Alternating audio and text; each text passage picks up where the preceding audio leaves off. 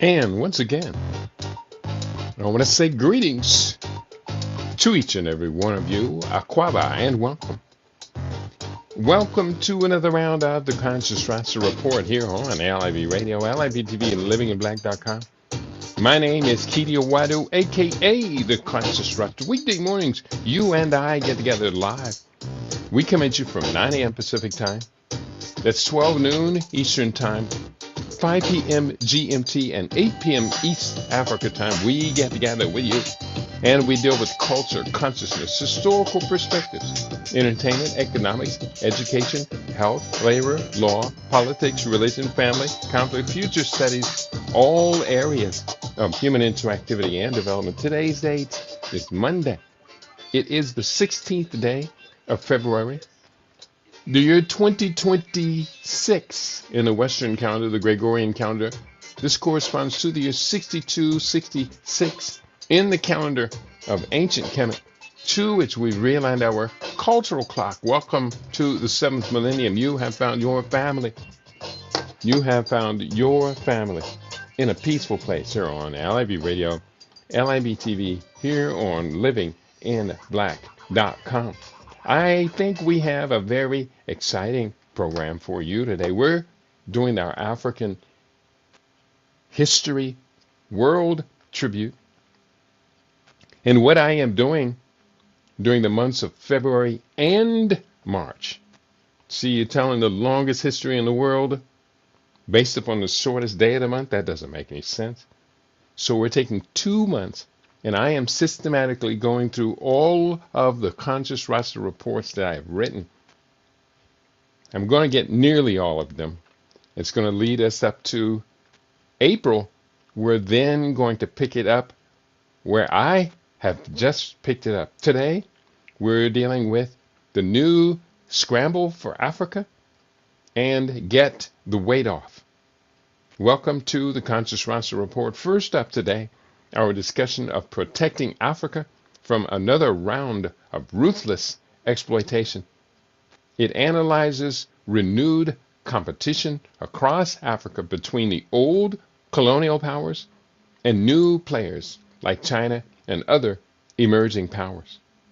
It exposes how foreign states and corporations take control over land, resources, and markets, forcing Africans to craft indigenous and autonomous Pan-African development strategies. The second book we're going to be dealing with today reveals a 30-day program for achieving weight loss through nutrition, through superfood nutrition, detox protocols, and mindful eating tailored for health conscious individuals.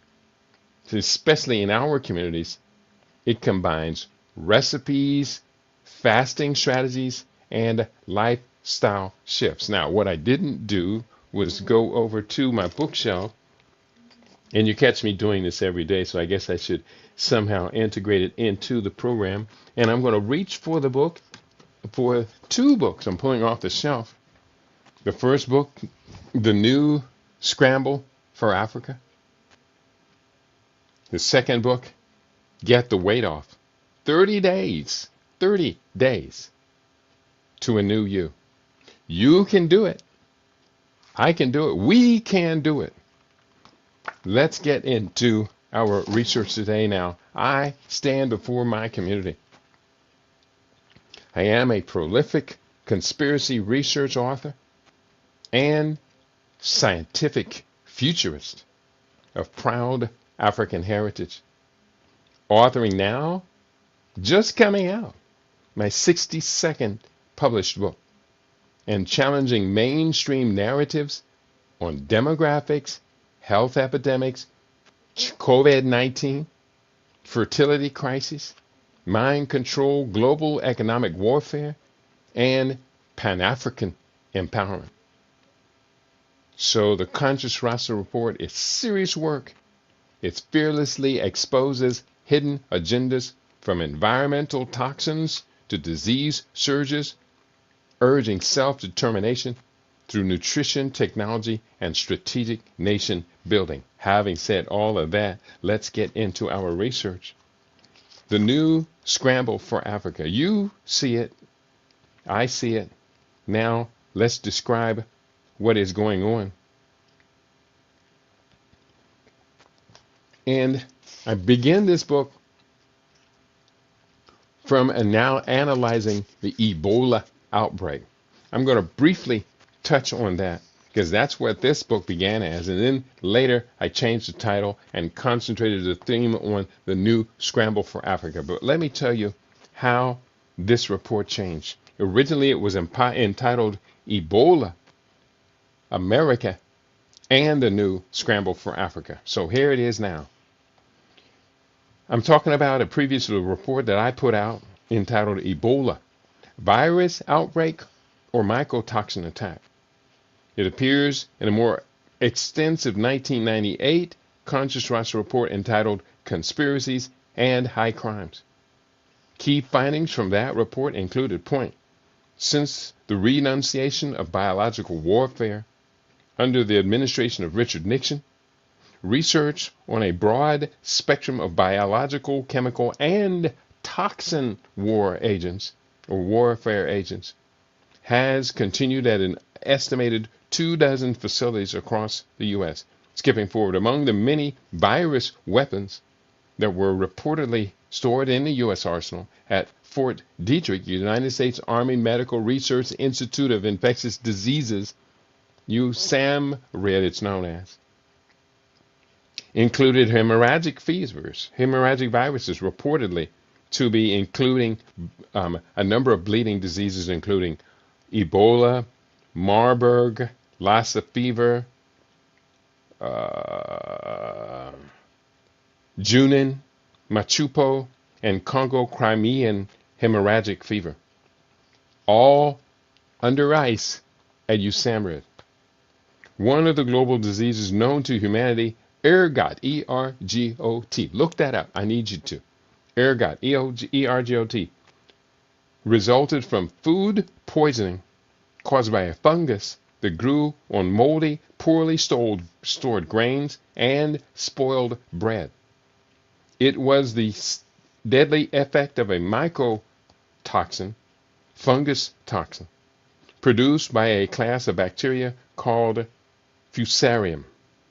The impact of poisoning from this fungal virus, or fungal toxin. I'm not going to say virus. I'm going to say toxin. It's not virology. This is it acts like a virus, but it is handled like chemistry.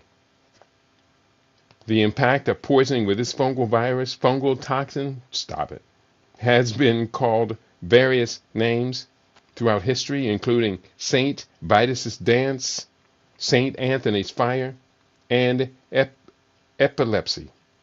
Symptoms of the poisoning often included blindness, dementia, plague, extensive bleeding, and more. And I'm going to skip forward. Oh, I have to tell you about ergot, E-R-G-O-T. I asked you to look it up. Here's what you're going to find. Ergot was one of the fungal poisons or mycotoxins. It was, above all, a bleeding disease. Minute after the poison grain was eaten, the victim began to burn in the mouth, throat, esophagus, and stomach as the poison quickly went to work on the mucous membranes, causing surface hemorrhages. There came a hemorrhagic rash on the skin or the chest, spreading within the hour to the abdomen, legs, arms, and face. The rapid onslaught of internal bleeding was accompanied by violent headaches, dizziness, vertigo, weakness, and fatigue.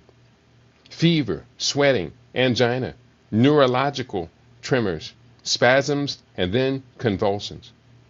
The blood pressure fell, bleeding became heavy in the intestines and all the vital organs and glands, particularly in the adrenal and thyroid glands, gonads, uterus, and pleura. Suddenly, the lungs gushed blood, quickly filling with it. Now, when we look at the earliest reported symptoms of Ebola, this is what it first presented itself as. Later, it toned down quite a bit. What I say is that this was developed into a biological weapon. The Russians first developed it as T2 trichothecene mycotoxin. And then later, once it went through the American laboratories, they engineered it, recombined it so that the symptoms appeared slower and not rapid onset. Because the American establishment, I contend, wanted to make it look like an infectious disease and not a very quick acting chemical or mycotoxin attack. So I'm going to go ahead, come out of there now, and let's go into African nations in crises and the West. Now we arrive at a discussion of the persistent underdevelopment and continuing dependence of far too many African nations. Countries on the forefront of this current episode of Ebola include stressed countries, Guinea, Liberia, Sierra Leone, Senegal, and Nigeria, while the World Health Organization authorities were suggesting that this could further spread to other West African nations such as Ghana, Togo, and Cote d'Ivoire. In August 2014, I'm skipping forward, U.S. African Summit was hosted in the American capitals by the Obama administration. This is in August 2014, to which some 4 dozen African heads of state attended. Notably, only 2 high-profile state dinners were being hosted for individual African heads of state. The first of these 2 privileged leaders was Alassane Ouattara, the president of Cote d'Ivoire, recently installed through the heavy hand of the French intervention after a disputed election and subsequent military coup. The second specially honored guest was Nigeria's president, Dr. Goodluck Ebele Azikiwe Jonathan, himself closely allied to President Obama, along with the U.S.-based petroleum corporations that dominate his nation's energy sector. These 2 countries also happen to be in the midst of current Ebola cycle in West Africa. It could be that the close relationship between the leaders of Cote d'Ivoire and Nigeria and the U.S. could lead to speculation on just how the Ebola pandemic has become so closely associated with their population. Skipping forward, now we're getting into strategic positioning. Chapter 4, the grand chessboard. Now, our theme of the book, the new Scramble for Africa. We're talking about the grand chessboard. You do know about the grand chessboard, the book by Zbigniew Brzezinski. But what follows is a description of a seminal book by former U.S. National Security Council advisor Zbigniew Brzezinski. This is the man credited with being the insider who shepherded the career of an obscure Occidental college student named Barack Obama through his university studies into the Senate and up to occupying the most desired office in the world. Reading from the Grand Chessboard. The Grand Chessboard, American Primacy and its Geostrategic Imperatives. This reading from a description of the book is one of the major works of Zbigniew Brzezinski. Brzezinski graduated with a PhD from Harvard in 1953 and became professor of American foreign policy at Johns Hopkins University before becoming the United States National Security Advisor during 1977 to 1981 under the administration of President Jimmy Carter. Regarding the landmass of Eurasia as the center of global power, Brzezinski sets out to formulate a Eurasian geostrategy for the United States. In particular, he writes, it is imperative that no Eurasian challenger should emerge capable of dominating Eurasia, and that also of challenging America's global preeminence. Much of this analysis is concerned with geostrategy. In Central Asia, focusing on the exercise of power on the Eurasian landmass in a post-Soviet environment. In his chapter dedicated to what he refers to as the global Balkans, Brzezinski makes use of Halford J. Macklinder's Heartland theory. Again, Halford J. Macklender is the one who first proposed the theory and expanded on it. That became his career point, that Eurasia, the control of Eurasia continent, and that's European and Asia, finally announcing they are one continent. Whoever controlled that would essentially be the dominant power in the world. That's what Adolf Hitler attempted to control, Eurasia. Adolf Hitler was able to get control of continental Europe. He did expend a lot of his resources on attempting to cross the Channel and take England. But then he realized, and he changed his course mid-step, too late to take on the Soviet Union. That's a whole nother talk. It might be stated that the grand chessboard is an outdated strategy to control Eurasia as a part of a plan for world domination formulated more than a century ago. Still, I would like my readers to comprehend that such grandiose strategic positioning is a regular part of the business of governance from the perspective of the oligarchic elite who continually dominate global policies. There have been other schemes before Brzezinski's vision and several since. In more recent decades, we have witnessed the rapid emergence of China from their desperate status following the devastation in World War II and subsequent civil war against the Chinese nationalists. This long struggle culminated in the Cultural War. Now the world is amazed at China's already a steady emergence from centuries of political and economic domination, which was followed by decades of isolationism. As I write, it's just announced this week that in terms of purchasing power parity, China is the #1 economy in the world, surpassing the European Union and the United States. Chapter 5. This is very important. Towards the new Scramble for Africa, it is imperative that the Western countries contain China, because China has been using the resources, especially the rare earth minerals that it gets from Africa, to essentially dominate in the industrial production world. So this is very important. Chapter 5. China has overtaken many former world powers in developing the largest economy on the planet and surpassed predictions to so rapidly overtake the #1 spot held by the U.S. since the end of World War II.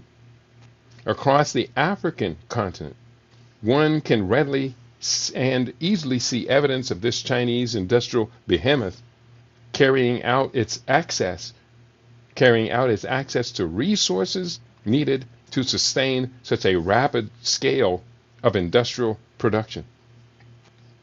While many have grave concerns as to whether or not the Chinese are merely assuming the same position that European colonial powers have occupied within African territories over past centuries, there is great excitement among many African leaders, businessmen, and workers that are benefiting directly from the massive Chinese investment in African development.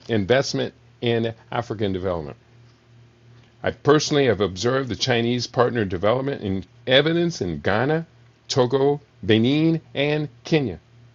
Extensive reports exist to confirm that this is taking place not only across the African continent, but in South America, Central America, the Caribbean, parts of Europe, among Islamic nations, and even in parts of the U.S.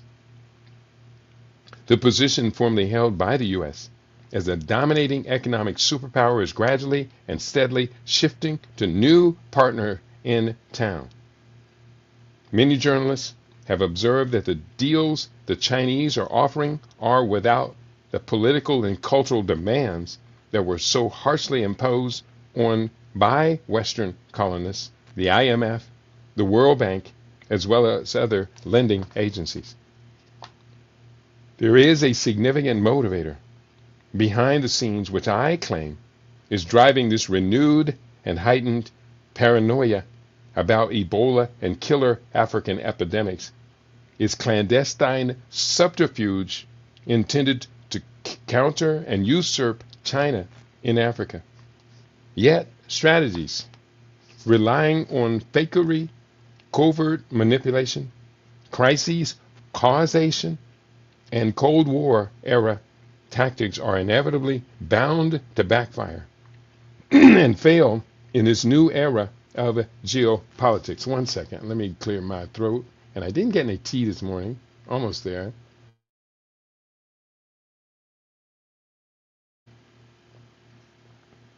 Just look at the failed Western machinations toward control over Middle East oil production. Those unholy wars have generated much more significant problems for the nations whose security agencies fabricated and distorted intelligence to produce the desired conflict over which they mistakenly thought they could prevail.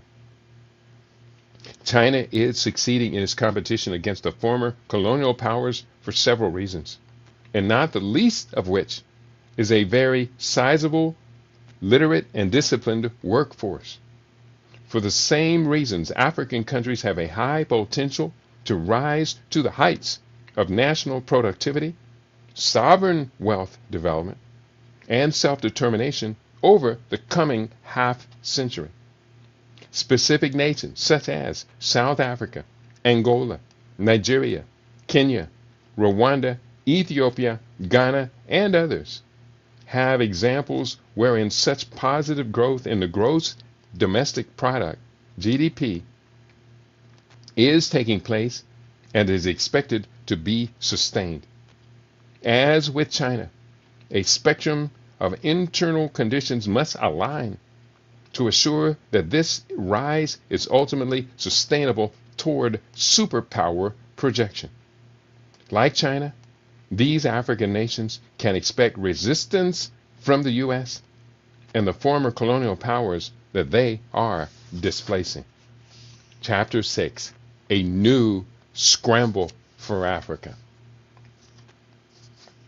Across the African continent, we are witnessing intense competition between the old colonial powers and emerging economic powerhouses. When we speak of the former colonial powers to include the U.S. because of the post-World War II record of hostile intervention and domination across the continent, we are primarily referring to the United Kingdom, France, Belgium, Spain, Italy, and Portugal.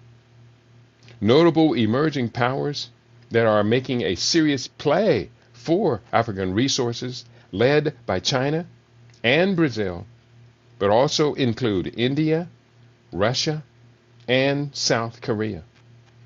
Additionally, because of a lack of arable land within their territories, many Arab states are also increasing their thrust into African nations to feed their populations. Of course, history notes well the impact of Arab incursion into the northernmost lands of the African continent and the long account of an abominable spectrum of offenses committed against African people, their culture, and economies. Further, Israel has not been idle when it comes to manipulative and unwelcome interference within the political, economic, and security affairs of African nations.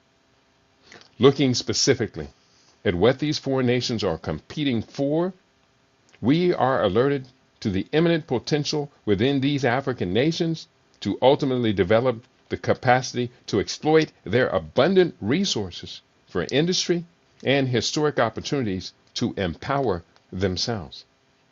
Not all foreign involvement with African countries is an obstacle to sovereign development. All great nations trade with other nations. Our challenge is to examine each of these relationships and to assure that these trade arrangements are equitable and that they allow the people within the less developed partner nations to advance their wealth and self-determining capabilities. The United States is currently interested in 3 critical areas of thrust into African regions. Their primary interest is to preserve as much as possible their great advantage in imbalanced trade across Africa since the regression of the British colonial empire after World War II. These 3 areas are, number 1, pharmaceutical drugs and healthcare supplies. Number 2, the energy sector, including power generating facilities. And number 3, security through the U.S. Africa Command, AFRICOM. Yet, our focused examination of all 3 of these areas reveals severe flaws in the strategic initiatives proposed by the U.S., as they would likely introduce more risk than an advantage to African partners to such agreements. Let's examine these 3 areas further. Number 1, pharmaceuticals and healthcare supplies. The primary hypothesis that I am putting forward as to why this Ebola hysteria has risen at this time is that this pandemic is once again an American invention to create a fear-based demand that the U.S. supply additional medical capacity to any African nations that would accept it. It was the case with the African HIV pandemic, another concoction of the military corporate alliance which dominates U.S. foreign policy. The plan is to make the whole of African continent as addicted to the U.S. manufactured drugs as has become the domestic population. Over 50% of American adults are on some form of a long-term pharmaceutical protocol. Over 50% of American adults are on some form of pharmaceutical protocol. I'm not making this stuff up. Let me see, do I have any audience today? Let me just greet you, and then I'll come back and say, hey, I do see you in the house. Eddie McCrory, you're doing a great job, man. I really appreciate you. You're so consistent. You're always with us. You're always with your brother, and I do appreciate you very much so. And let me just double check. I got my Facebook up, and I want to make sure I'm not missing anybody checking in on us over here. So we're going to the Rumble page, and real quickly, Shabaka, I see you in the house. Shabaka 14 says, greetings, Baba and LIB family. Today is such a beautiful day, and I am very happy to be with you all. It's a pleasure to have you with us for Africa One, Hotep, Brother Kiti, and Global LIB family. In and out today, Ubuntu. Great to have you with us. We're talking about these 3 areas, pharmaceutical and healthcare supplies. The plan is to make the whole of Africa as addicted to the U.S. manufactured drugs as has become the domestic population. Over 50% of American adults are on some form of long-term pharmaceutical protocol. Achieving a similar rate of penetration into a continental African society, which is now topped 1 billion persons, and is forecast to increase to 2 billion before 2050. This would, of course, present a long-term windfall for whichever drug manufacturers would capture such a market. And my new book, which I will have my first copy in my hands tomorrow, deals with how Pfizer, with their injectable form of birth control, Depo-Provera, has become a major instrument in this attempt of this new scramble for Africa to colonize African bodies so that as many African bodies as possible would be dependent on Pfizer manufactured pharmaceuticals. I really unhappy about that. This same issue came to a head during the Clinton administration with a hostile showdown between South African President Thabo Mbeki and Western drug manufacturers when Mbeki strongly resisted allowing foreign corporations to dominate South African pharmaceutical production, even though the nation already had in place adequate drug manufacturing capacity. His government sought merely to license manufacturing sought-after medications, as is the practice among cooperating European and American firms. The Western powers were demanding that their pharmaceutical manufacturers supply the drugs and that South Africa open up its markets so as to allow them to have access to the citizenry of South Africa. President Mbeki took a lot of heart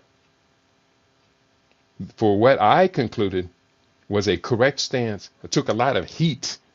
President Mbeki took a lot of heat for what I concluded was a correct stance and sovereign right. And with Clinton's initiative, the U.S. pharmaceutical companies were vying for half of the adults of South Africa's 60 to 65 million people. That's pretty serious. Very serious, people. This is the new scramble for Africa. I'm describing it. With the current widespread hysteria over Ebola, it is being pressed once again that Africans will not be able to overcome their disease conditions unless they allow Western corporations to enjoy free access to the rapidly increasing middle-class healthcare markets. Point 2, the energy sector, to include supplying power generating facilities. As costs and risks of accessing oil from Western Asia, so-called Middle East, Russia, Venezuela, and other nations are becoming increasingly difficult for oil and natural gas dependent countries. The world is increasingly turning to the African continent to fill in the widening gap in energy supplies. In the book, Africa Rising, the dawn, the sun rises in the east, I highlighted rising productivity in oil and natural gas extraction taking place across the continent.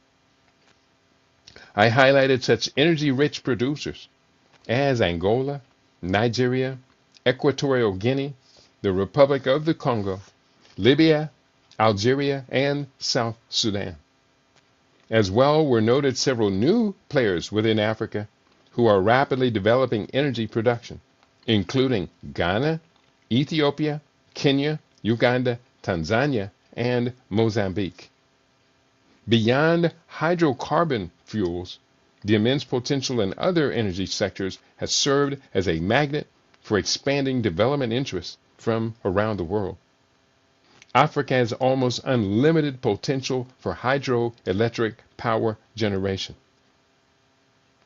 solar power, wind, wave, geothermal, and biomass energy generating capacity. One can be very assured that influence or domination over large parts of such energy capacity is among the primary motives during driving a new scramble for Africa. Much has been made of the proposed Power Africa initiative announced by President Barack Obama during his 2013 tour of Africa. According to promises made during the trip to South Africa, Senegal, and Tanzania, some $7 billion of U.S. government funding was being proposed to develop some 10,000 megawatts of clean electricity generating capacity within partner countries to include Ghana, Ethiopia, Kenya, Liberia, Nigeria, and Tanzania, all areas where China has already committed much more substantial development initiatives. A significant concern that we might have is that the contracts would go to entrenched corporations like General Electric, who raised that $7 billion to $9 billion, as was revealed in a critical article from Forbes magazine, which stated in part, General Electric will be perhaps the biggest beneficiary of that $7 billion in U.S. taxpayer funds that Obama says will underwrite Power Africa, ultimately bringing reliable power to 70% of Africans who currently are underserved. Will be the consequence of a mix of conventional, renewable, and innovative energy delivery systems. Microgrid energy systems can be supplied for as little as $100 that can bring 10 watts of solar-powered LED lighting and phone charging to one household. Other solutions within our power to implement could include systems that empower an entire village or province. Our principal concern is that in the end, African communities are empowered to educate their children, to construct and maintain these systems into perpetuity. And energy unleashes the nation. When the continent is receiving only 30% people receiving power, then the continent is held back very significantly. I almost said the word retarded, but it's a confusing word. But the growth is undeniably hindered by lack of electricity. 70% of African people at the time of this writing were underserved. Point 3, security and the U.S. Africa Command, AFRICOM. From the beginning of decades of the Cold War forward, America's security policies regarding Africa have consistently undermined continental sovereignty and created a myriad of conditions through which often indescribable suffering has resulted. From supporting the despicable apartheid regime in South Africa, overthrowing dozens of democratically elected governments, assassinating leaders, creation of failed states, unleashing toxic chemicals and biological agents. Now I'll get back to you after I finish my show, Ramon. To vulture capitalism and cultural imperialism, the record of U.S. interventions across the continent leave us great room to doubt that this proverbial, quote, zebra can change its stripes. Thus, when we see the U.S. security establishment creating a mass of hype and hysteria, imagining that Islamic terrorism, Russia, China, and the indigenous tribal dynamics pose such a danger to African development that the U.S. must bring in military assets to prevent chaos and disorder, there is plenty of reason for us to be alarmed and skeptical. Unfortunately, many African leaders have dubious records of selling out their national interests in cooperation with foreign powers. The list of African nations collaborating with AFRICOM includes Nigeria, Djibouti, Somalia, Ethiopia, South Sudan, Uganda, Ghana, Liberia, Cote d'Ivoire, and others. In addition to AFRICOM, a spectrum of European Union member states are similarly striving to keep military assets and strategies working on the African continent and within its coastal waters. Euro powers pursuing these security interventions include France, Germany, Portugal, Spain, the Netherlands, Denmark, and the United Kingdom. Other regional powers participating in security maneuvers.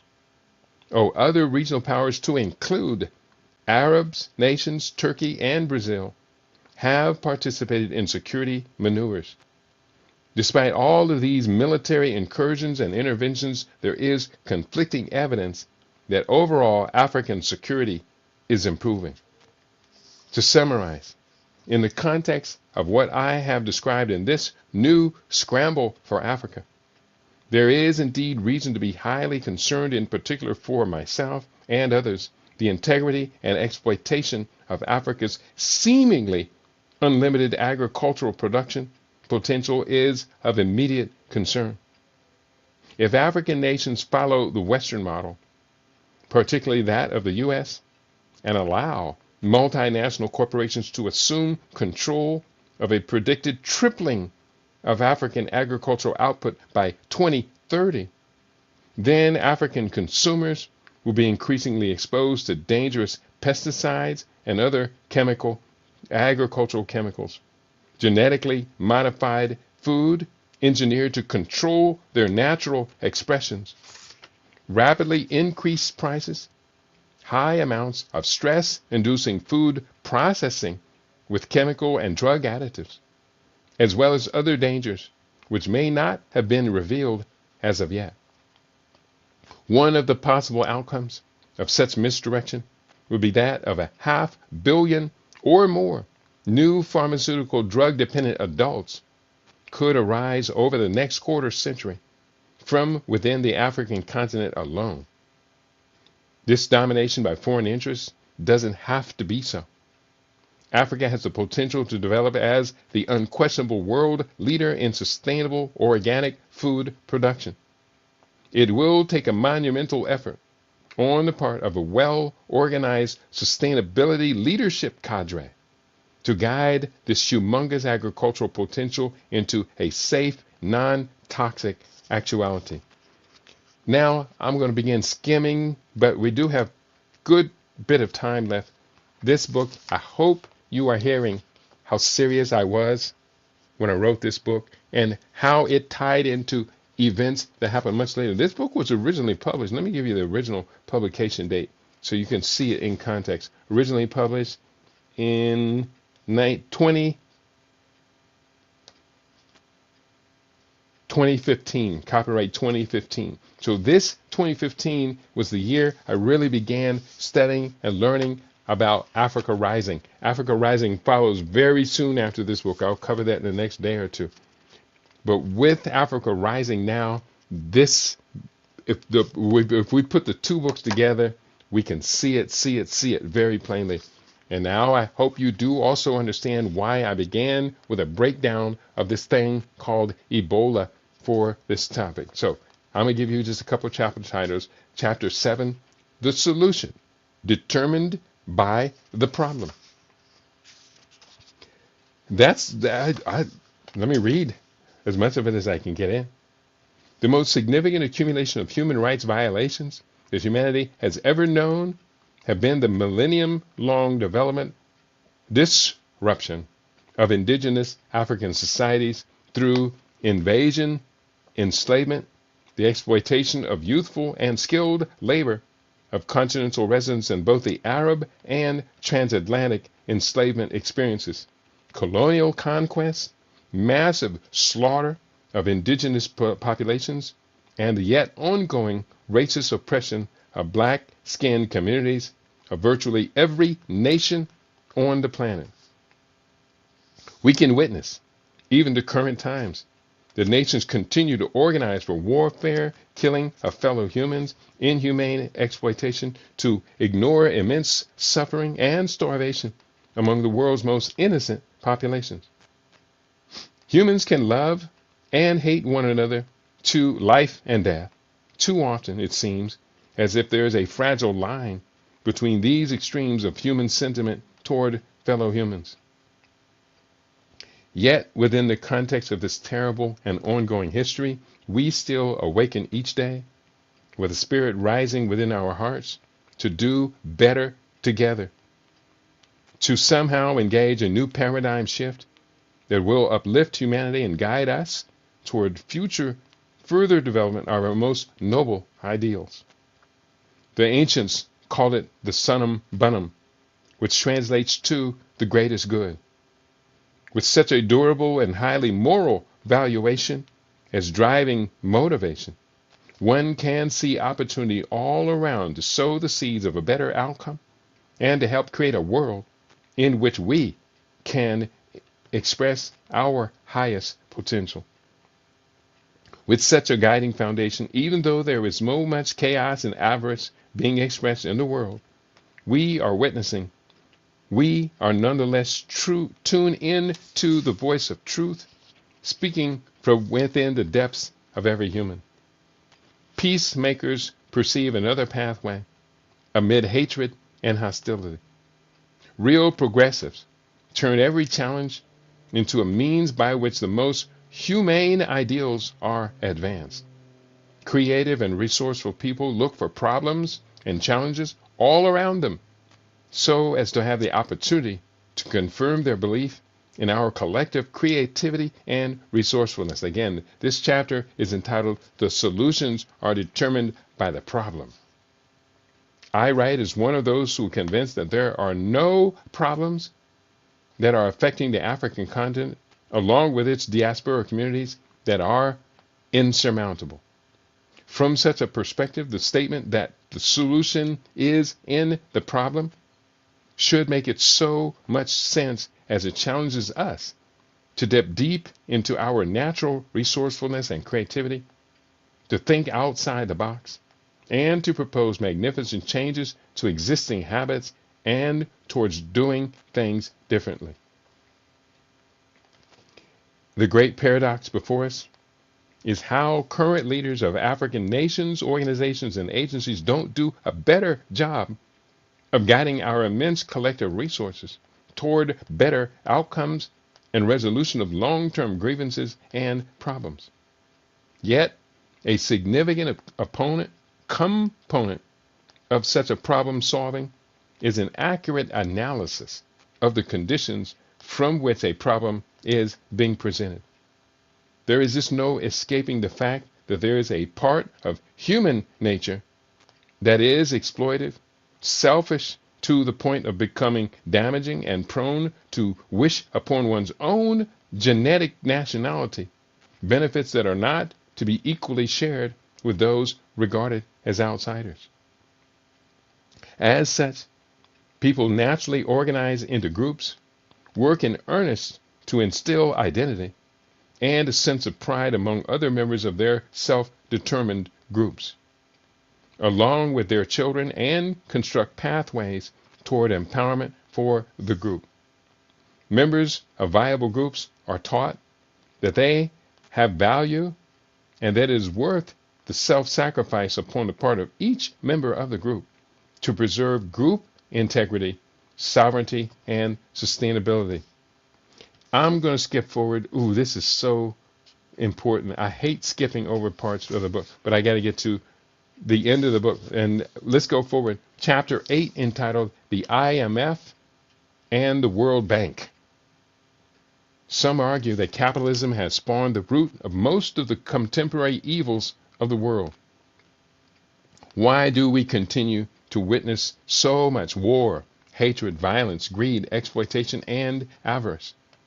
Why does the super rich hoard so much while masses of the poor suffer, despite the nearly unlimited abundance of this precious gem of a planet?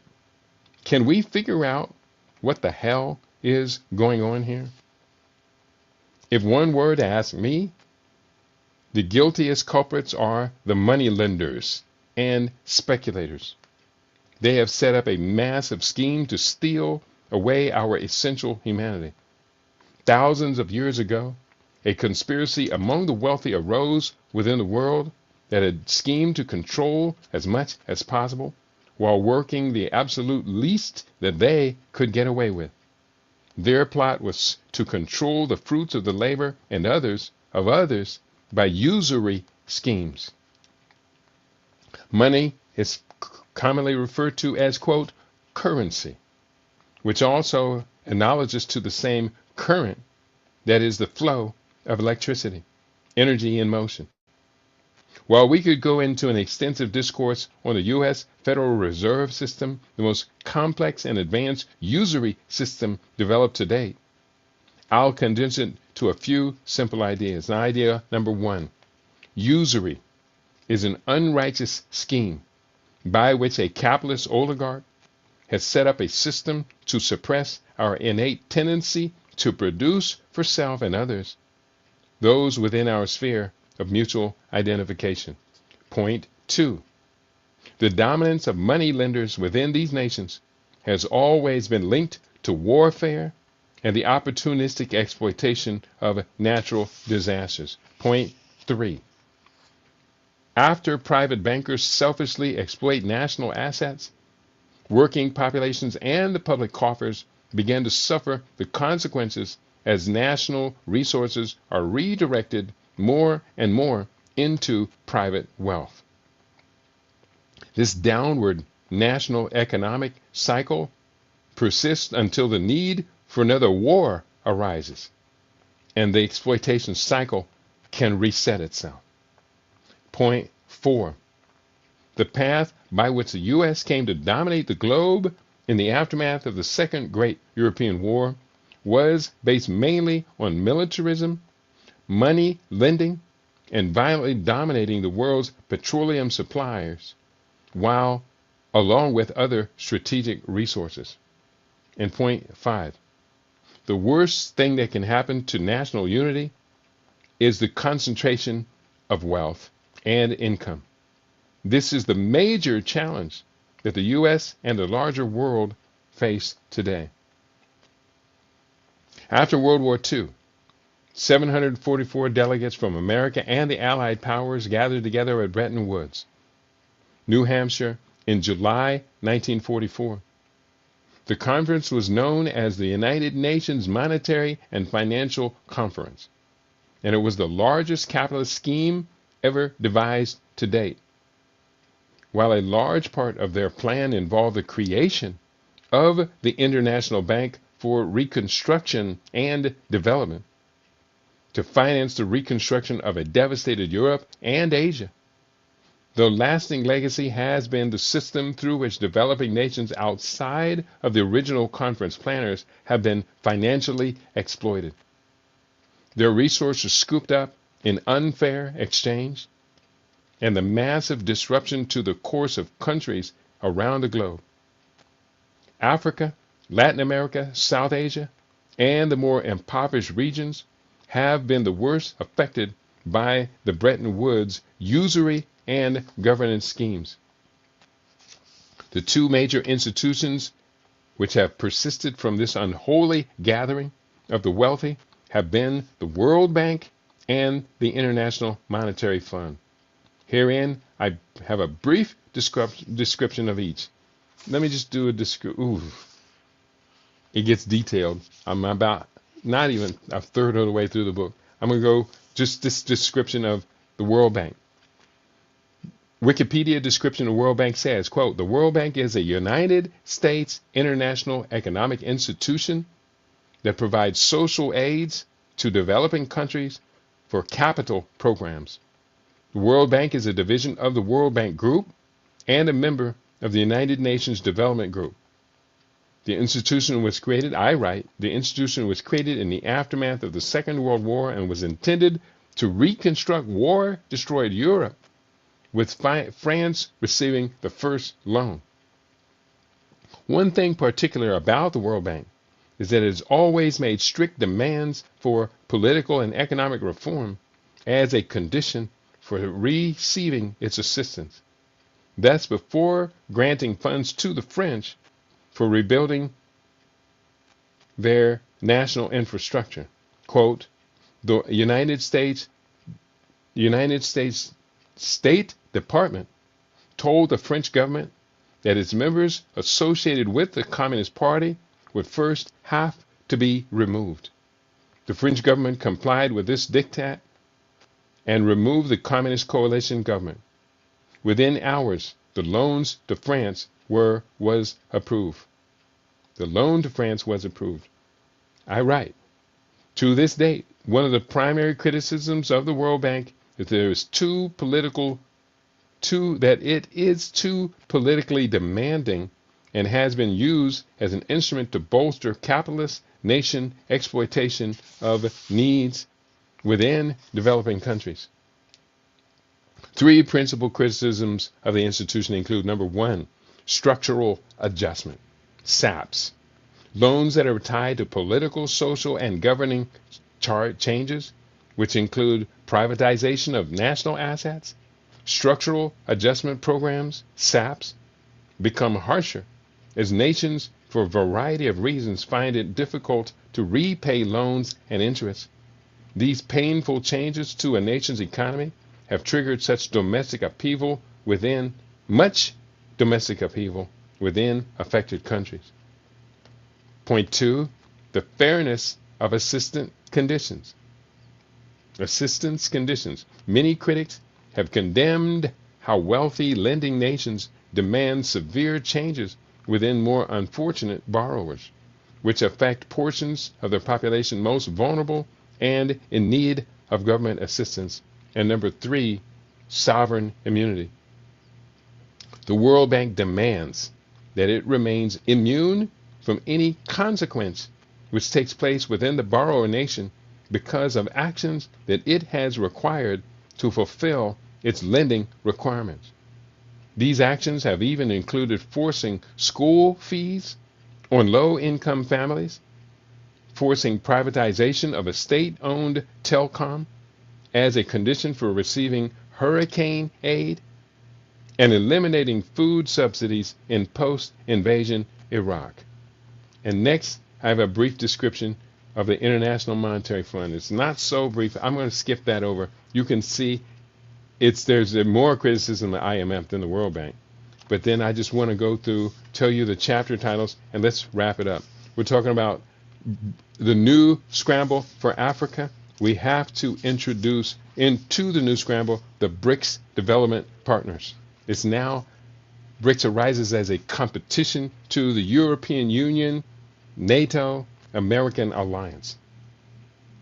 One of the more dramatic challenges to the rise of the hegemony of the World Bank, IMF, and Western banking hierarchy is the new wealth of China and Brazil, combined with the technical and resource wealth of Russia, India, and South Africa. This collective has become to be known in geopolitical circles by the acronym BRICS, BRICS, Brazil, Russia, India, China, and South Africa. There can be no denying that BRICS has rapidly risen to be the most competitive force in the world today to unseat the Western powers that have dominated global affairs for the past 500 years. I detail some of the areas through which BRICS nations have gained greater influence over global affairs. I begin with China, then we go to Brazil, to Russia, and then India and South Africa. There's an extensive discussion of each of them, and then I go to further collaboration. We can only speculate as to what the future holds. As William Clay has famously quoted, "This is quite a game, politics. There are no permanent enemies and no permanent friends, only permanent interests," unquote. Within 55 nations on the continent and more than 22 majority black countries around the globe, it is a great time for Africans to pursue sovereign development. I see you in the house, Ote Hunter J. Great having you. Hello, Mr. Owadu. Uko Salama Leo. Uko Salama Leo. Sounds almost like Assalamu Alaikum, but it's not. Chapter 10, Great Opportunities in a New Africa. There are just so many opportunities that have risen to viability within the context of 55 African nations moving from poverty, war, and exploitation into newly emergent economic status, that it would take a much larger book to attempt to cover them all. Nevertheless, individuals need to be aware of these investment and industrial developments trends so that we can become more significant players in this new scramble for Africa. Constant study and tuning in to business and financial news from around the globe is highly recommended, as you will undoubtedly observe that this is a rapidly transforming climate. And then I break this down into categories. We're seeing this transformation. auto manufacturing. I talk about expanding automobile manufacturing across the continent. Kenya. Additionally, we're excited about similar developments in motor vehicle manufacturing taking place in Nigeria through the Inoson Vehicle Manufacturing Company, which produces SUVs, buses, dump trucks, pickup trucks, motorcycles, and more recently, a sedan. Ghana has the seeds of another motor vehicle industry with Dr. Kwadwo Safo, owners of the Kantaka Group of companies. And it's great. It's great. It's happening all across the country. Automobile manufacturing, agriculture. For many regions, developing agricultural industries across the African continent is one of the most significant opportunities presented in centuries. We're talking about going from agriculture. This is awesome. There's many, many pages on this. There's another book that followed soon after this, not too soon, but was called The Blackest Soil. Africa Can Feed the World. And I expand this chapter out very, very much. Now, this goes on and on and on, and talk about energy. We talk about tourism, growing, massive growth. And I'm going to have to wrap it up. Go to the next book. We're talking about tourism, and we're talking about new opportunities, light and medium industrial manufacturing. And lastly, it talks about Chapter 11, 3 Pan-African Agenda Priorities. Restoration of the value of black labor, very important priority. A return to agricultural-based societies, that's very important. And transforming consumers to producers. So Africa Rising, We Got Next is the next chapter. That book, I'm actually going to be pulling up here real soon, because Chapter 12, Africa Rising, We Got Next, actually the book that opened up to a whole nother book. And then lastly, Chapter 13, Do African Americans Have a Viable Future? I conclude that without aligning with Africa and taking over key position in leading this new leadership governance for Africa, we're doomed. So we can do better than that. Get the weight off. 30 days to a new you.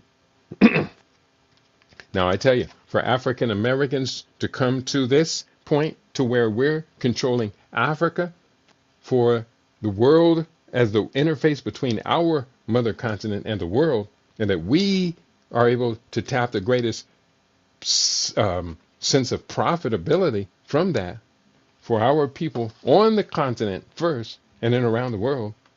If we cannot, I'm saying this, we cannot accomplish that until we get this figured out. What is it with the fat people? And I'm not saying that to be insulting, but I'm being right straight to the point. We got to get this together. So this book talked about a new life paradigm. Introduction. I have set upon the task of stretching the boundaries of your imagination and beliefs through this edition of the new Conscious Rasta Report.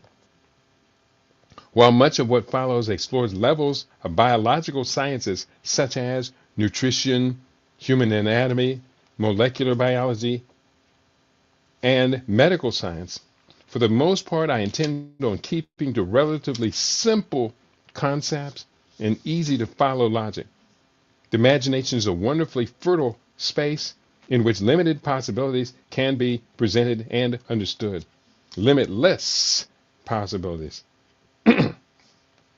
Key concepts such as natural, environment, disorder, rejuvenation, holistic, and psycho-spirituality will bear repetition throughout this book. The journey which we are representing herein begins with the mind through practical concepts and principles of health. The logical and intended end of this commitment will be a refreshed outlook on life and a brand new physiological standard for your body. When we come to think of ourselves and what we deserve in life, most of us regard ourselves as good and worthy people. We would like to believe that we are honest, hardworking, deserving, and grateful. Yet the reality of how we present ourselves to the larger community is all too often in direct conflict with such noble values. I have become convinced that to go through decades of our life in stages of chaos, disorder, disease, and depression is a major conflict between perceptions of self, of what we deserve, and that which is so often settled for. I began with chapter 1.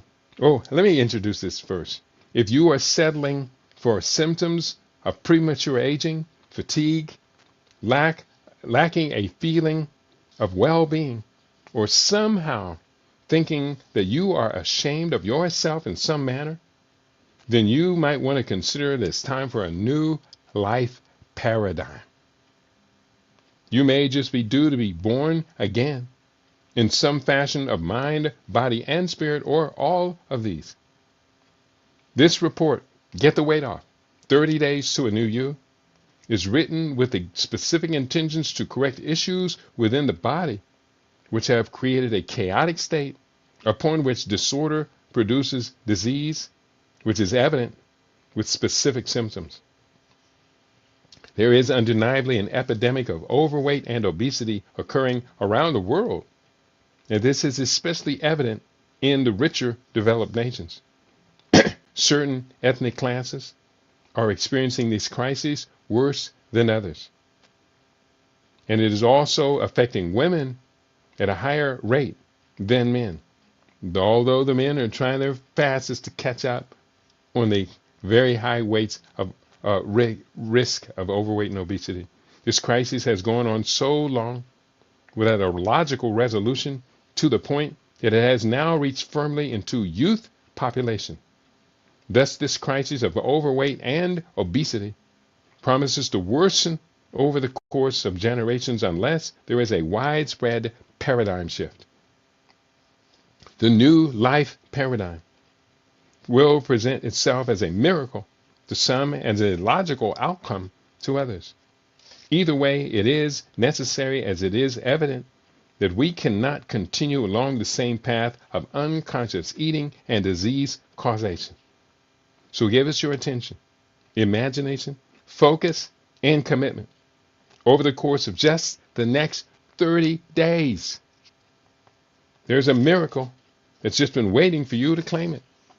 In 30 days, a mere 30 days. Chapter 1, Set and Get Your Goals. Who am I? What do I want to accomplish? Where am I headed in life? And when do I plan on arriving at my destination? Like everything else in life, those who fail to plan to fail, quote unquote. The same is true within our bodies. We need to have a strong vision of ourselves as healthy, prosperous, energetic, and youthful. That image of self must become pervasive, accompany us every hour of every day, and we need not be hypocrites about carrying such an image. Still, in this state of eternal youthfulness need not be dependent upon hair dyes, toxic makeup, toxic dieting, starvation, or medical procedures, stupid and unnecessary. Deal with the fact of your overweight status by 1, acknowledging that you got out of control over time. 2, making a realistic goal of where you intend to be. And 3, picking a reasonable date upon which you will have declared your first victory. Obesity causes and consequences. Let us get this painful revelation out of the way early in the book. Overweight and obesity represent a spectrum of problems. These present social problems, health, longevity, personal convenience, and logistic problems. Our perception of body image and anxiety on how others think about us profoundly impacts our mental health. Skipping down, there's a terrible burden of obesity-related diseases and disorders that are plaguing the world's population today. The following is perhaps the most comprehensive list that you will have ever seen of these obesity-related diseases and disorders. I know it's the most comprehensive one because it took me a while to put together the list. All listing these diseases and disorders. Number 1, all causes of death are affected by overweight and obesity. 2, cardiovascular diseases such as atherosclerosis, plaque buildup in the arteries, a precursor to many other disorders. 3, increased heart rate. 4, coronary heart disease. 5, stroke, cerebral embolism.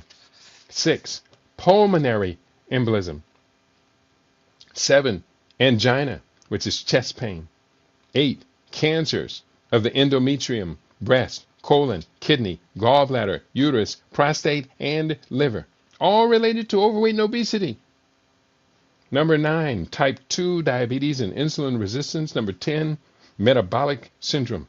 11, gallbladder disease. 12, fatty liver disease. 9, alcoholic fatty liver disease. 13, kidney disease, chronic nephropathy. 14, gout, excessive uric acid in the blood. 15, systemic inflammation. 17, asthma. 18, that was 16, asthma. 17, musculoskeletal disorders, bone diseases. 18, osteoarthritis, breakdown of cartilage and bone in your joints. 19, hip and knee replacement surgery. 20, sleep apnea and breathing difficulties. 21, hypertension, high blood pressure. 22, high LDL cholesterol. 23, dyslipidemia, elevated levels of triglycerides. 24, gestational diabetes during pregnancy and risk of C-section delivery. 25, psychological disorders, effects such as depression and mental disorders. 26, social stigmatizing and reduced quality of life. 27, systemic body pain and poor physical functioning. 28, generalized malnutrition. 29, risks associated with gastric surgery. 30, diet drug addiction. And 31, yeast infection. This spectrum of obesity associated disorders, I said associated, not caused, is shocking. This realization is overwhelming. You have made a firm decision that you do not want to live and die like this. So let's get to work to creating a new paradigm within which you have taken control. So we talk about number 1, get a digital scale and weigh yourself every day. I do that every day. I note it in my notepad. I track it all. I do my morning exercises. I weigh myself. I do HIIT before that. I weigh myself, do a body mass index, and such. So, number 2, drink more water. Our bodies are 70% water, just like planet Earth. If 10% of Earth's surface disappeared, it would bring massive chaos, disorder, and destruction to the species inhabiting it. The same is true for our bodies. Most of the public is dehydrated to some stage most of the time. Only a small percentage of people consume enough water or water containing natural foods to be considered properly hydrated. And I will drink to that because I can tell I am improperly hydrated because I'm talking and the mucus is coming out of my lungs.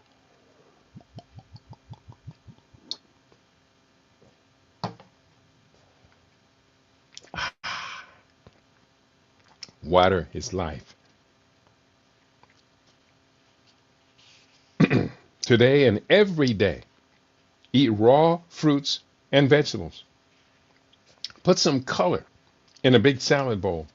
Eat lots of fiber-containing foods and stuff your intestinal tract with energy-producing vegan superfoods.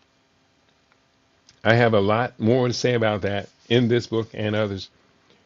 Next, just a couple of points here on what not to eat. If your goal is to get your weight off. Can you stop doing the following for 30 days? I promise you, I promise you, you will see very significant results and you will not regret quitting the following for 30 days. Number one, coffee, sodas, energy drinks, and high fructose corn syrup loaded fake juices. Point two, red meat, beef, pork, lamb, poultry, chicken, turkey. They're contaminated with growth hormones, steroids, and antibiotics, and are all acid forming, as well as are eggs. They're acid forming foods. Number three, if you feel you must eat seafood, which you don't, avoid scavengers and eat only open water, cold water fish like salmon or cod. Avoid all farm-raised fish and ocean bottom feeders. Point four, avoid pasta, glue like wheat gluten, and bread, which is inflammatory and carcinogenic. Raw bread can be tolerated, but could be also avoided for 30 days. Substitute leafy greens for bread if you want to enjoy a healthy sandwich. Number five, dairy, including low-fat products, cheese, milk-based yogurt, whey products, anything that contains casein, which is also made glue. They make glue from the casein that they get from milk, to include both cow and goat milk products. And number six, there will be more tips on things to avoid or eliminate as our program continues. So for 30 days, take those 5 out. Begin each day with 15 to 20 minutes of exercise. Now we're talking about lifestyle change. Next, journaling as a way of affirming the journey. And that's why I say I make notes every day about my morning exercise routine.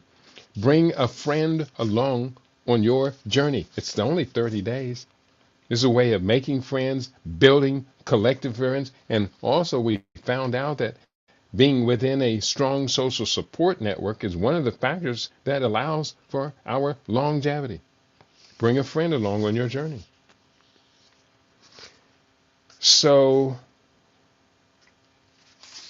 going to chapter 2, let's think this thing through. Getting friends and family involved. And then there's a chapter about dealing with unwarranted fears and anxiety. I think this is very important. At the heart of many people's battles with food and other substance abuse is a torment of anxiety, psychic trauma, and insecurity. Everybody needs freedom and dignity to feel positive about their life as it relates to those around them. Unfounded fears and anxieties handicap too many lives. One of the more common anxieties is an unreasonable fear of future criticism. Being worried about what people will think or say after some future action might occur at some future time. In such cases, the feared castigation has probably been going on in their head and keeps them from challenging habits that impede positive transformation. Who cares what somebody might say if you make a life change? If people do offer negative criticism, reserve the right to only accept it as positive, thus allowing oneself the chance to grow from the experience. When we consider all criticism as an opportunity to rapid growth, then we can't help but to welcome that criticism.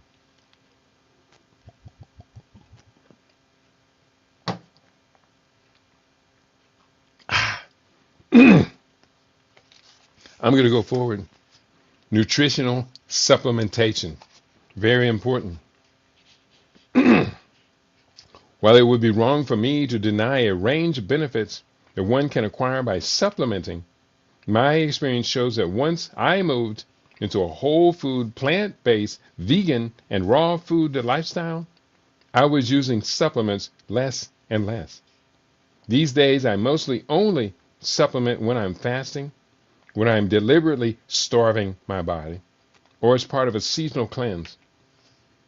or that I have some reason to counter some manner of stressors in my routine.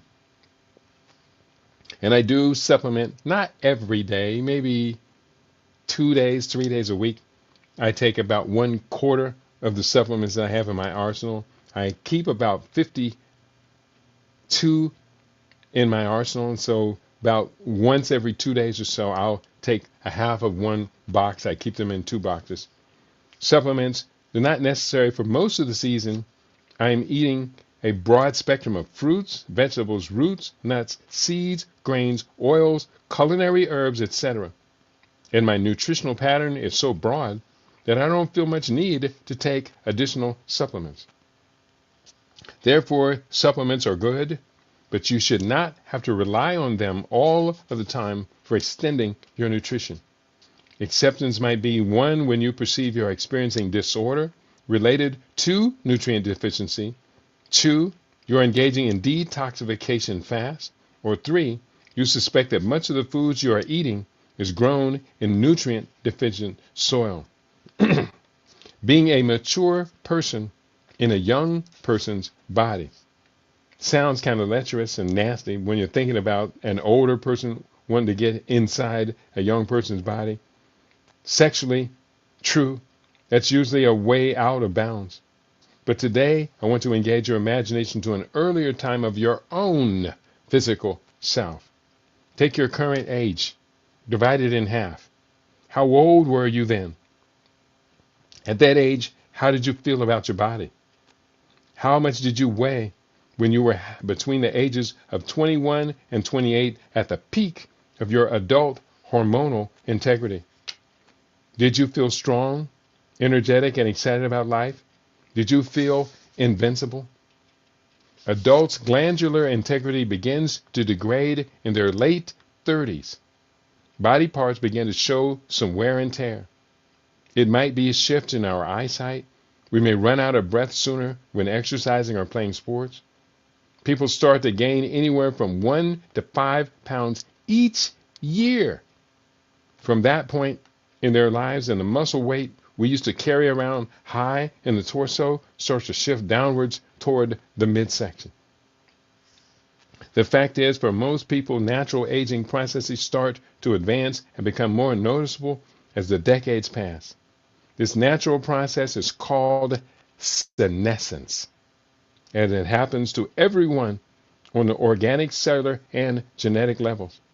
But what if you could learn to slow down, arrest, or even reverse this aging process? What if the strategies that you willfully put into place allowed you to take advantage of food and nutrition as a reliable, quote, fountain of youth? What if? What if? What if a mature man or woman transforms their body with full spectrum hypernutrition, breath management, hydration, exercise, detoxification, rest, and a bright outlook in life? They rejuvenate to the point that they transform themselves into restored youthfulness. That's a beautiful thought. And I am experiencing it. Most of you know about my routines. Let me quickly, mouse button, where are you? Come back on. Here it is. Mouse is on. All that to let me clear my throat. Most of you know why I take my notes, my journaling. Yesterday was the 15th of February. I did 3 sets of push-ups. My first set, 325. My second set, 325. My third set of push-ups, 325. In 3 sets, I did 975 push-ups. Now that's not easy. It's not so hard though. The beautiful thing about it is before each set, I will engage in about 6 to 7 minutes of Tai Chi exercises. Then I'm pumped up and ready to jump right into it. And all I have to do is just concentrate on keeping the count and my breath. And I count in rhythm, and I breathe 3 different breathing patterns during my exercise. And you're able to do it. Sharing and showing off our healthy gourmet cuisine. For years, I was a competent vegan chef and took immense pride in sharing my craft with others. Now that I advanced to the level that I know beyond a doubt that living superfood cuisine is a healing art as well, my pride in showcasing this food has ever increased. When you master this cuisine, after months of living it and exploring your culinary heights, you can speak with absolute confidence to those who might be reluctant to try it out. Not everybody is going to enjoy it, and some will not even want to give it a taste. That's okay. You know in your brain, you know in your heart that this is about what this is about, and that you can feel confident that no matter what others think, your self-worth is intact. No worry, there's more for me to eat. Beyond the grip of a new enslavement, we're talking about enslaved. When we're overweight and obese, we are enslaved. Somebody says, oh, they would have had to kill me. I'd have never been a slave. You're a slave to bad eating styles. You're a slave to overweight, obesity, and because of the spectrum of diseases and disorders that they cause, over 31, you have become a slave to pharmaceutical drugs. Oh, they'd have had to kill me. Do they have to kill you to put you on high blood pressure medicine for life? Do they have to kill you to put you on diabetes medicine for life? Cholesterol-lowering drugs for life? No. They got a new system in place. They don't have to brutalize us anymore. Who is responsible? Processed food manufacturers, junk food, fast food distributors peddle toxic products which cause widespread pathology among those who are their most loyal consumers. You are the most loyal consumer of this food, and they're messing your body up. I almost cussed. Sickened by malnutrition, the affected population seeks relief from the healthcare providers who are making windfall profits, marketing ineffective medical procedures, and equally toxic and sickening drugs toward the aim of suppressing the symptoms caused by food-associated pathologies. That's point 2 of the new triangular trade of enslavement. And point 3, government regulatory agencies, FDA, USDA, DHHS, NCI, CDC, FTC, etc., which are supposed to be protecting the population through regulation of these corporations, turn a blind eye to the massive injury caused by consuming these toxic products. Aspirant underlings to corporate bosses getting paid fat wages to head the exploitive medical agencies, cartels, frequently manage these so-called consumer protection agencies. This is the new triangular trade. It's very provocative, yet I'm speaking to a truth which I know very well. A big difference between this new Holocaust and that of past centuries is that today our participation as the enslaved is overwhelmingly a voluntary process. We volunteer to give our bodies to this malicious triangular trade. From early life, various societal influences direct us to choices that entangle us in this deadly exploitation, and from early in life, parents will buy the food that gets their children hooked as the new enslavement generation. Wow. So our purpose during the 30-day reboot is to choose to exit the field from which this deadly game continually plays out. We simply must stop consuming foods that we know make us ill. A term that I've processed, a term that I have coined called suicide.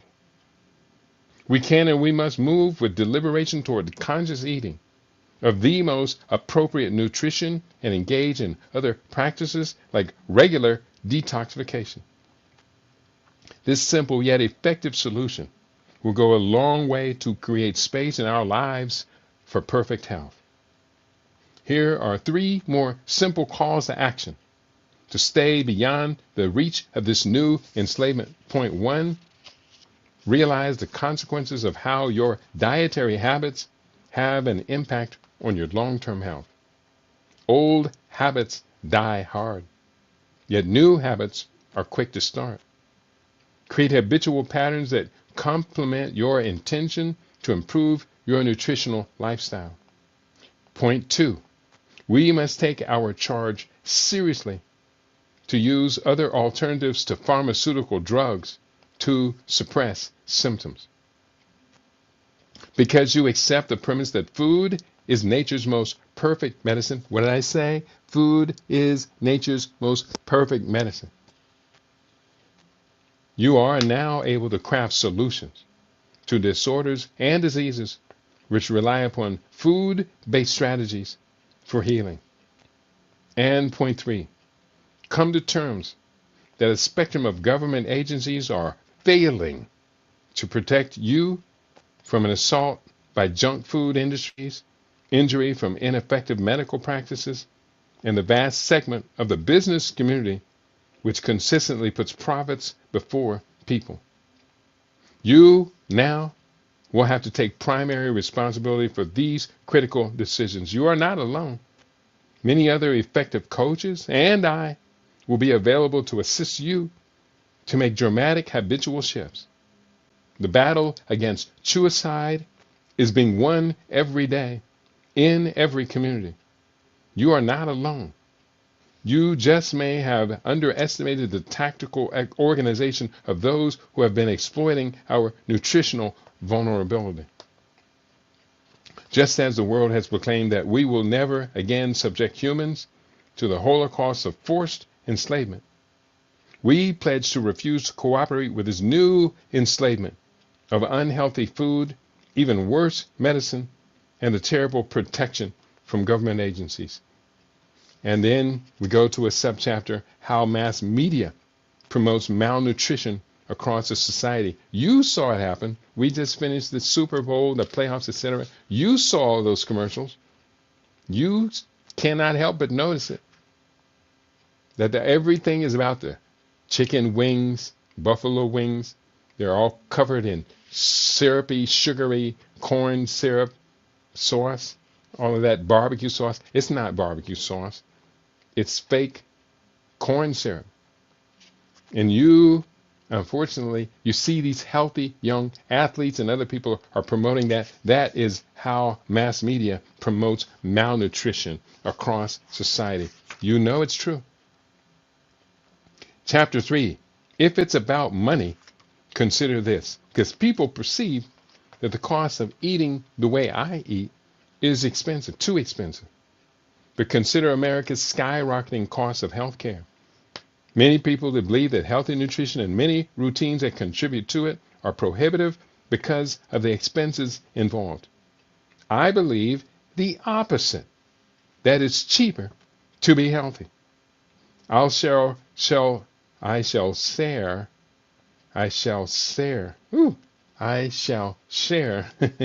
several insights to demonstrate this efficiency of health. I often talk about the savings you could expect when you apply the 7 principles of optimal health: breath, water, food, exercise, rest, detoxification, and mind state. I have most often used a figure of $9,500 spent per person on average in the U.S. annually. The following news article uses a figure of $8,233 per person, combined public and private expenses. Headline: U.S. health costs more than, quote, socialized medicine in Europe, by Harvey Morris. Combined public and private spending on health care in the U.S. came to $8,233 per person in 2010. This book is updated in 2020. More than twice as much as relatively rich European countries such as France, Sweden, and Britain that provide universal health care. more than twice as much. Are Americans healthier as a result? The U.S. has fewer doctors per capita than comparable countries and fewer hospital beds. But more is frequently spent on advanced diagnoses. More is frequently spent on advanced diagnoses than comparable countries and fewer hospital beds. Life expectancy has risen in line with that in other developed countries, but the average American lifespan of 78.7 years in 2010 was below the OECD average. Obesity in the U.S. was the highest in the 34-nation survey. And in color, I'll have to get back to you. If we add an additional annual 6% increase in the U.S. healthcare expenses for the years that have followed, then by 2017, annual expenses will average $10,000 per person. It is, the last time I checked, exceeded $12,000 per person per year in the U.S. Over $4.1 trillion as a national U.S. healthcare investment, sickness investment. The bottom line is that with proper management of our body's natural tendency toward maintaining health with the right environment, we can cut this annual expense in half for most people. What is needed is preventative medicine, also referred to as functional medicine. We have, on average, over $190 a week expended on what is sadly called health care in the U.S., investing just half of that, $95 per week, in healthy lifestyle maintenance would be a great investment toward transforming our health. $95 a week. We're spending twice that, $190 a week, on sickness maintenance. The government is not here to help. The next subchapter. A few years back, I produced a documentary film, Suicide. In the film, I showed how a combination of, one, the proliferation of toxic among the American population has produced an outcome of widespread disease and disorder. Two, this disorder led to disproportionate consumption of pharmaceutical drugs and medical procedures for which a medical industrial complex was making a gross profit from the public's poor health status. And point three, the food industries and healthcare industries were dedicating a portion of their gross profits to lobby legislatures and regulatory agencies to allow them to continue exploiting the system without fear of significant blowback. What I was describing was a new form of enslavement, a new triangular slave trade. I suggested that it was an exact parallel to the triangular trade that developed the unholy history of chattel enslavement in the Western Hemisphere. Overweight and obesity and the cost of health care. If it's all about the numbers, according to Reuters news article from April 30, 2012, excessive expenses in the U.S. due to the nation's high rate of overweight and obesity is estimated at $190 billion annually. Nearly 1/5 of the nation's healthcare expense. The expenses can be classified several ways. Point.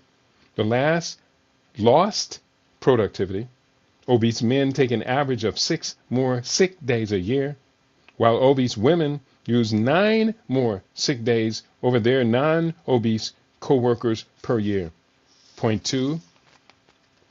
I've identified a host of 31 medical conditions associated with obesity, ranging from cardiovascular disease and hypertension to chronic pain, cancer, and a spectrum of digestive issues. Pediatric obesity is another area of rapidly increasing medical expenses. And point 3, obese men rack up an additional $1,152 per year in medical spending, especially hospitalizations and prescription drugs. Obese women account for an extra $3,613 a year. That was quoting from the source I mentioned a little bit earlier. Among the uninsured, Annual medical spending for an obese person was $3,271 compared with $512 for the non-obese. Annual expenses, $512 for people like myself. And I don't even go to doctors. Being sick is a waste of your labor potential. Not only are many workdays lost to the consequences of weight-related disabilities, but our desire and capacity to engage in physical activity are severely limited.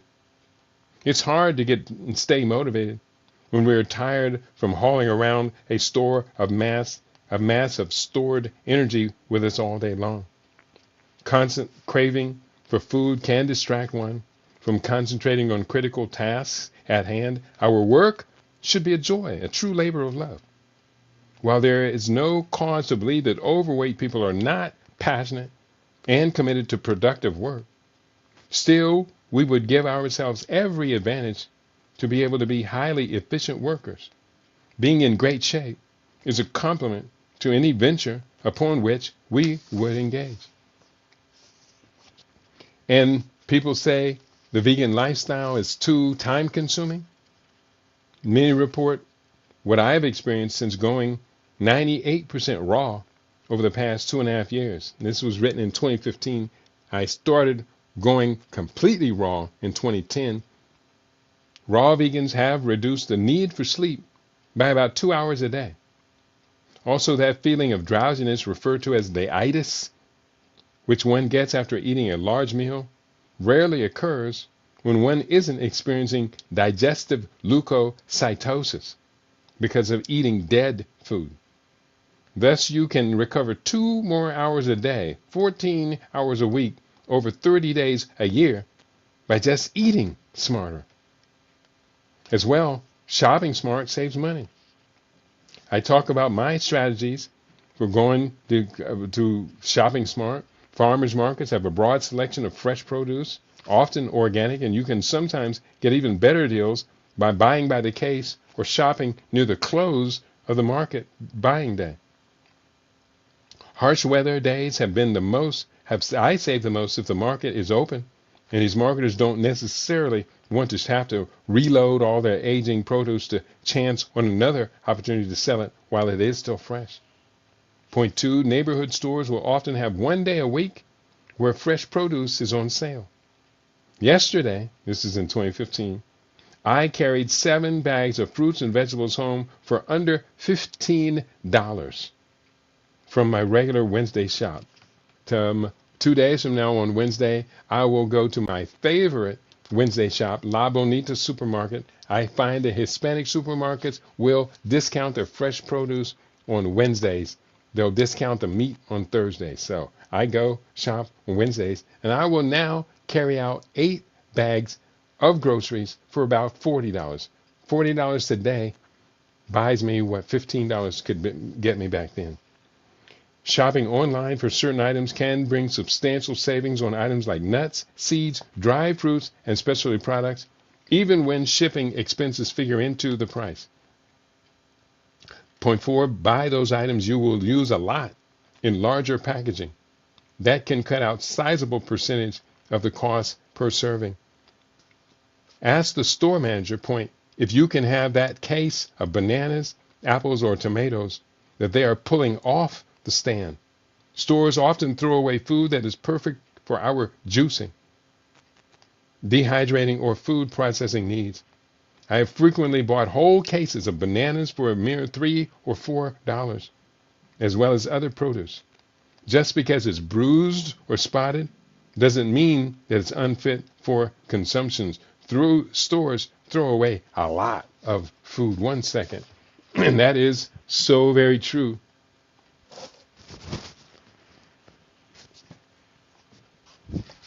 So don't be afraid to ask for what you need. If what you need is healthy, please don't be afraid to ask for what you need. Let me just take a moment here. I'm going into the chat on YouTube. I do see Chaos Rain Show is in the house. He says, greetings. Hello, sir. And Ote also, hello, Mr. Wadu. And I'm just double checking here with the Rumble family. And we're going to get on that. So I gave you good tips on how to save money, how to spot fake foods when you go shopping. You need to learn how to identify and eliminate fake foods. 30 days to a brand new you, you're going to have to eliminate the junk. I admit that this topic almost sounds like a joke, but it should not be too difficult to realize that in general, many of us don't realize that much of what is commonly sold as, quote, food isn't really food. Some of this stuff is so denatured and chemically processed that our bodies don't regard it as legitimate nutrition.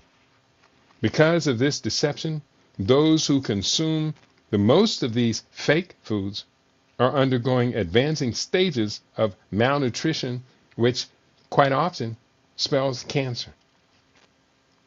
When sustained over longer periods of time, malnutrition weakens immunity, putting us at greater risk of chronic diseases, systemic inflammation, and rapid aging.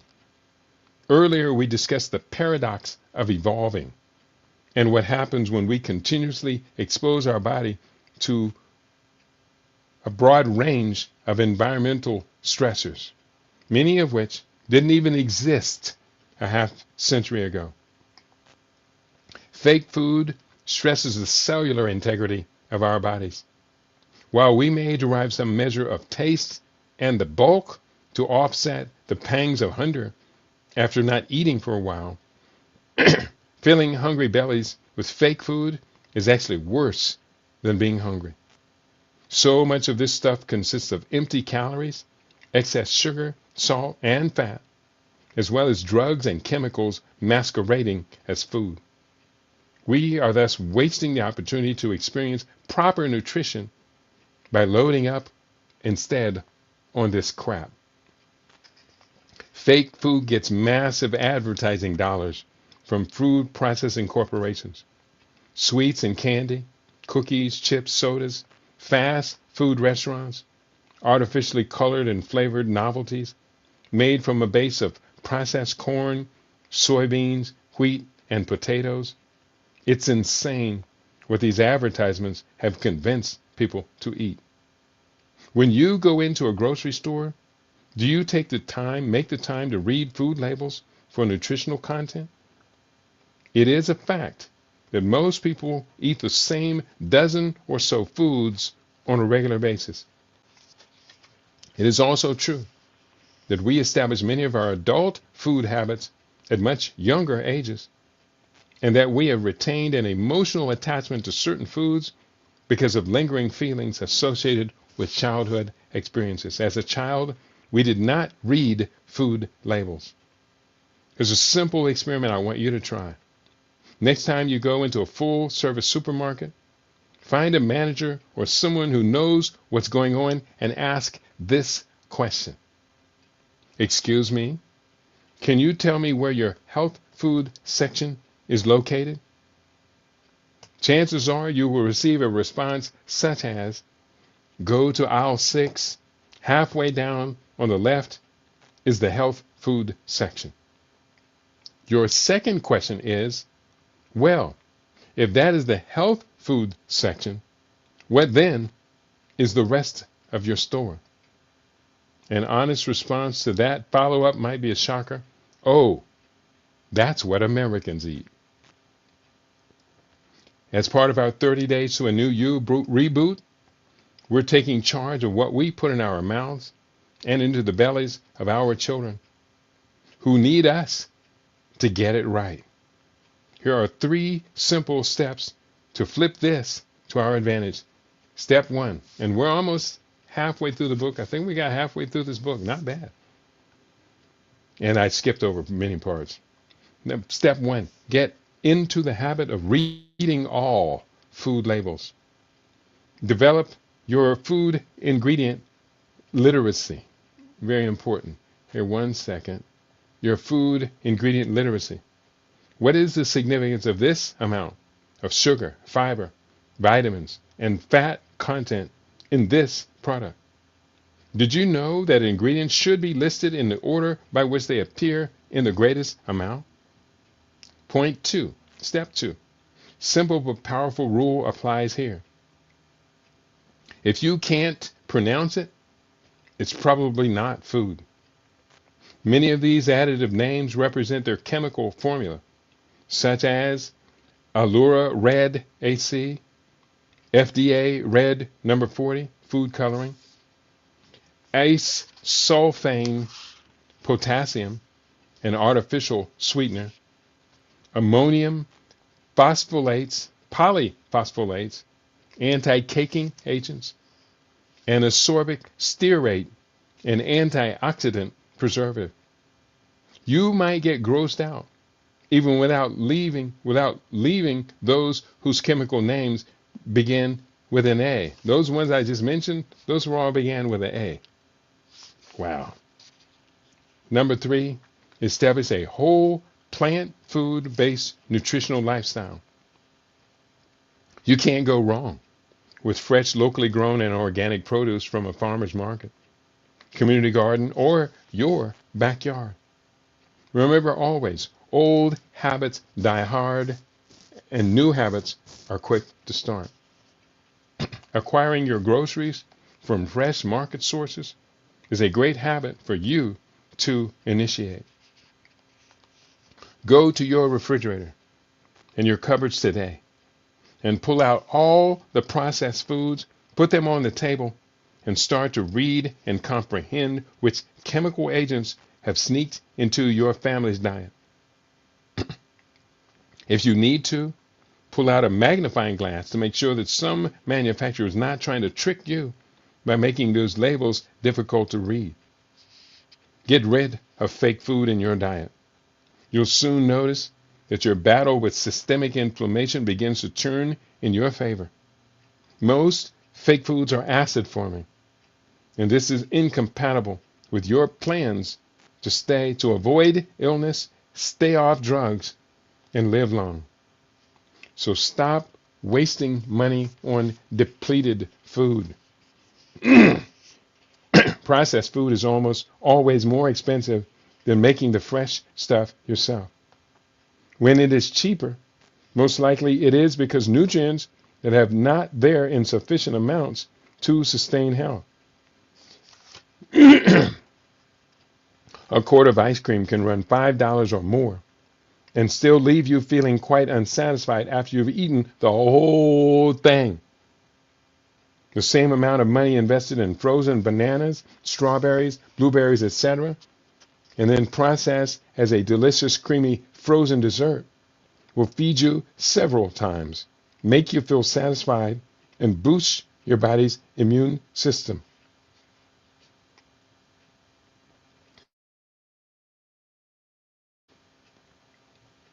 One of the primary causes of overweight and obesity is the overconsumption of nutritionally depleted dead food. Eating out is more expensive unless you are feeding your family cheap fast food burgers, fries, and soda. And you know how damaging that can be for your generalized health. Most restaurant food is more expensive than making it oneself at home.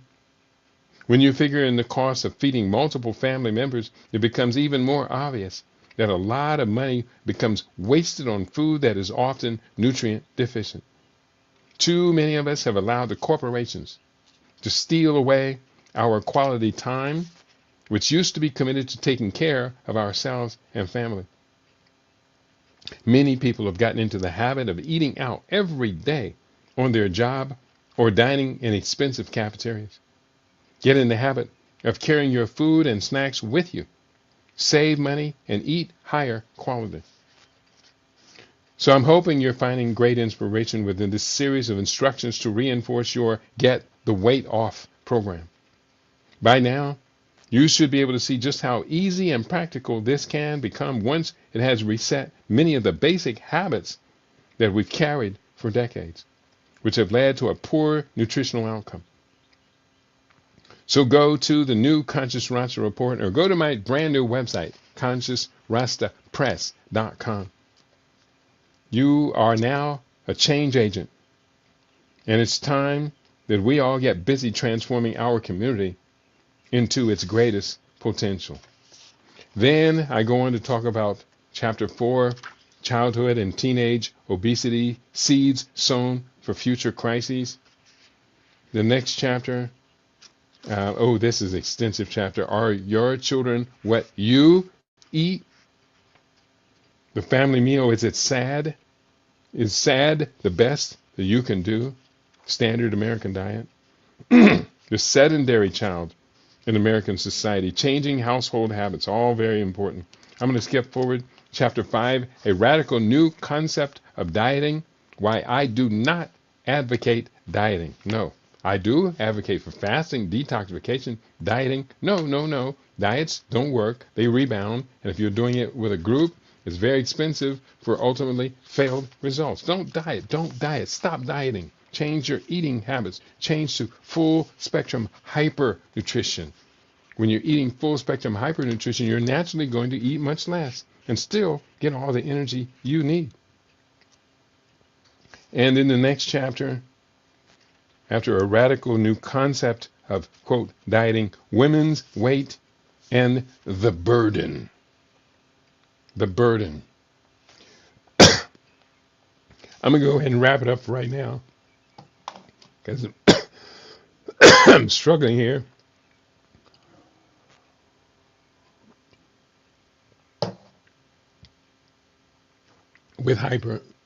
With so many words coming out, a lot of moisture being lost. And I will get my throat back. Fasting, how often should one fast? Good question. If you're new to fasting, you want to do it as often as you can until you get into the habit, until you know that the habit is having an influence on your life. I recommend a minimum of 4 detoxification fasts per year. For many years, 22 years or more, the first day of spring, I go on a fast. First day of summer, I go on a fast. First day of autumn, I go on a fast. First day of winter, I go on a fast. For most of those 22 years, I did 28-day fast, 4 weeks. And that 28 days is a full cycle of the moon. Now I've cut back on my fast because my weight is now 5 pounds lower than my targeted weight during that time. And my expected weight, I would be maintaining my weight around 147 to 148 or so. But now my weight is maintained at between 139 and about 141. Very close window, which is I weigh less than what I weighed at age 25, and I'm now 70 years old. 2, I recommend water fast, water only fasting for up to 3 days in a row. If you do your first water fast, if you've never done it before, and you do a 3-day water fast, you're going to be amazed, absolutely amazed at the outcome. For one, after the second day, you're not hungry anymore. Your body is going into ketosis, burning the ketones, burning the fat, converting the fat to energy, and you're no longer suffering from that problem. So 3-day water fast. What happens during a 3-day water fast is absolutely amazing. I've done several broadcasts on that. You can search through my archives and see what happens during a 3-day water fast. And I detail what happens, especially when you get to autophagy, when your body starts eating and consuming old dead cells, senescent cells, recycling parts, and then you're getting rid of the debris. You've got to detox also when you're doing a water fast. You must detox. But you're going to be amazed. I once did a 5 to 6 day water fast. Good. Congratulations. That's great. Congratulations. That's really good. I've done that. I used to do it once every quarter, but now I cut back, and that's now a 3-day water fast because I can't afford to lose like 13 pounds in first 5 days or so, which I used to when I was much, not much heavier, but when I was significantly heavier than I am now, I could take off 13 pounds or so. But now if I do take off 5 pounds, it's pushing the border. So that's a good idea. Congratulations. Once you did it once, why didn't you do it again? How long ago was it that you did that fast? Why? I know you felt good. I know you were proud of yourself. You cannot help but be proud of yourself. But why didn't you do it again? Can I have you on my podcast, sir? Yes. Let me give you my text number. Yes. I'll be honest. I'll be proud to come. Text me at 702-580-0662, and I'll be proud to come. Ooh, how you spell proud? R-O-U-D, to come on to your podcast. Did I spell it right? Yeah. And you can also, I want people to know more about what I do. I'm saying go to www.Conscious Rasta Press .com and ConsciousRastaPress.com for more info. And let me just copy that and paste that over here for my Rumble family. And I hope you got that. Easy. If it's wrong, you can correct it. I think it is right. But yeah, I'll be honest. I'll be very honored to be your guest on your podcast. And let's do a great job together. Let's show the people how we are able to transform ourselves toward the aim of transforming the larger, much larger community for the better. And on that note, I'm going to wrap it up for today. We've had a good day today. We didn't even have to use the AK. And what I'm talking about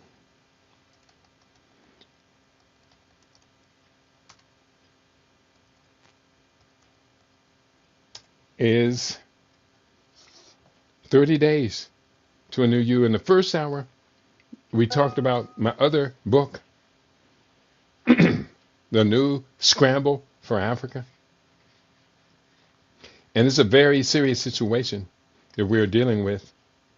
And then we changed to the second hour topic, and that is the new way of looking at diet and nutrition. Living Superfood, get the weight off, 30 days to a new you. There's so much that we are talking about. This is our third week of the Black History book series. I have just published my 62nd book. That's a lot. But there's more to come. So we're going to do the best we can to help all of our family, wonderful family that we are around the world. Oh, here I'm looking for my MP3 player. It's in my hand. We're doing the best we can to change and transform ourselves so that we can now have a wonderful time. We are what we think we are.